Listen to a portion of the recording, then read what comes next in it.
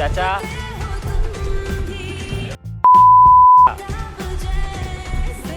अरे म्यूजिक बंद करो जरा।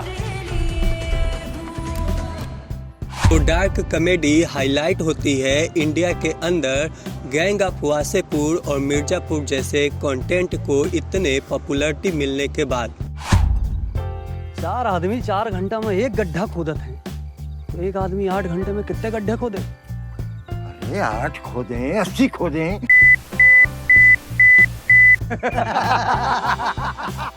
इन सारी कंटेंट को पॉपुलैरिटी मिलने का बस एक या दो ही कारण है, सेक्सुअलिटी और इसमें भर भर के गालियाँ।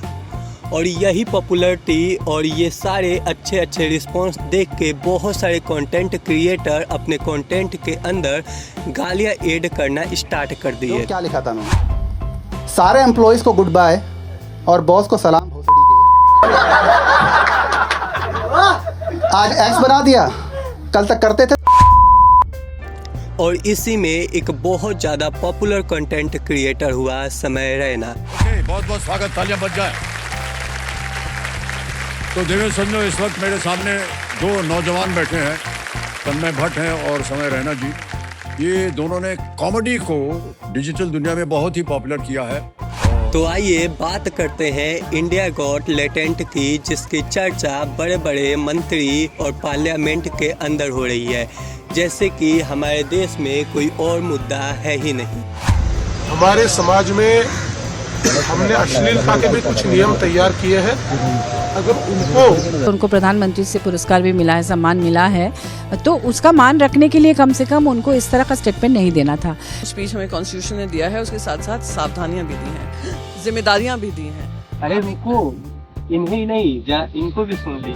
तो बहुत दुखद है इस तरह की भाषा का प्रयोग, जहां हमारी पत्नी, हमारे बच्चे, हमारी बेटी, हर घर की बेटी, हर घर की माताएं बहनें सब देख रही हैं। लेकिन इन्होंने क्या किया है जरा ये भी देख लीजिए।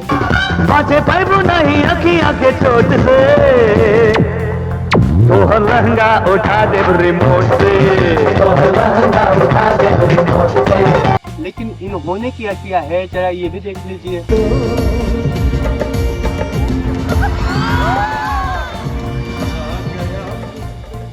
तो दोस्तों, सोशल मीडिया के ऊपर एक क्लिप वायरल हो रही है जिसके ऊपर बहुत ज़्यादा हंगामा मचा हुआ है।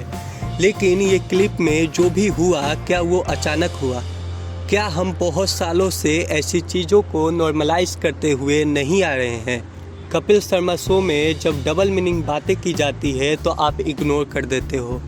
कबीर सिंह जैसी मूवी नशे को प्रमोट करती है तो हम उसे ब्लॉकबस्टर बना देते हैं। और मुनव्वर फारूकी जैसे लोग जब माता सीता को गाली देते हैं तो हम फ्रीडम ऑफ स्पीच का रोना रोने लगते हैं। और ये सारी चीज़ों को हम पिछले कई सालों से एक्सेप्ट करते हुए आ रहे हैं, तो ये क्लिप को लेके इतना हंगामा क्यों? तेरे को और भी सामान दिया था, सारा नहीं लगा के आई।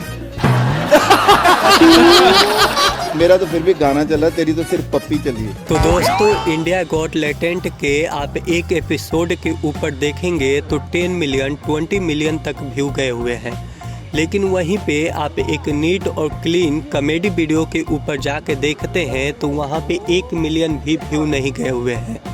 ये इतने ज़्यादा व्यू कैसे आए? क्योंकि हमने ऐसे ही कंटेंट को एक्सेप्ट कर लिया है।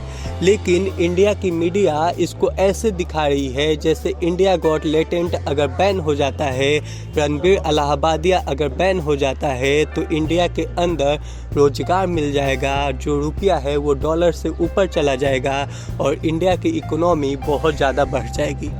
क्या इंडिया गॉट टैलेंट बैन होने के बाद ये सारी चीज़ें हो सकता है? तो इसको मीडिया इतना बड़ा मुद्दा क्यों बना रही है? और ये है इंडियन मीडिया की सच्चाई। इनको देश से मतलब नहीं है, मुद्दा कैसा भी हो, जिसके ऊपर इनको टीआरपी मिलता है वही चीज़ें ये प्रमोट करते हैं और दिखाते हैं, भले उसे आम जनता को बेनिफिट हो या ना हो। इंडियाज गॉट टैलेंट में टिप्पणी के मामले में असम पुलिस अब नोटिस देने जा रही है। मुंबई से पुणे जा रही है असम पुलिस। ये बड़ी खबर इस समय की आपको बता दें, पुणे में रहता है समय रैना और वहीं पर ये असम पुलिस उसको नोटिस देगी। तो दोस्तों, अगर आपको लगता है कि ये गलती सिर्फ रणबीर इलाहाबादिया और समय रैना की है तो आप बिल्कुल गलत हैं। मेरा मानना है कि ये गलती हमारे समाज की है, हमारी है, और इसे हमें एक्सेप्ट करना पड़ेगा। अगर हम इन चीज़ों को एक्सेप्ट नहीं करेंगे, लाइक कि धीरे धीरे कोई चीज़ें बड़ी होती है और एक दिन वो लिमिट क्रॉस कर जाती है, और यही चीज़ हुआ इस शो के अंदर भी। अगर इन चीज़ों को हम अपने आप को एक्सेप्ट नहीं करेंगे कि हमें बदलाव की ज़रूरत है, हमने गलती की है, पहले हमने इन चीज़ों को एक्सेप्ट किया है, तो ये चीज़ें ऐसे ही बढ़ती चली जाएंगी। तो दोस्तों, अगर हम बदलेंगे, हम अपनी सोच बदलेंगे, तो ये लोग भी अपने आप ही बदल जाएंगे। तो हम पूरा दोष इनको नहीं दे सकते हैं, इसमें गलतियाँ हमारी भी है और ये गलती हमें एक्सेप्ट करनी चाहिए।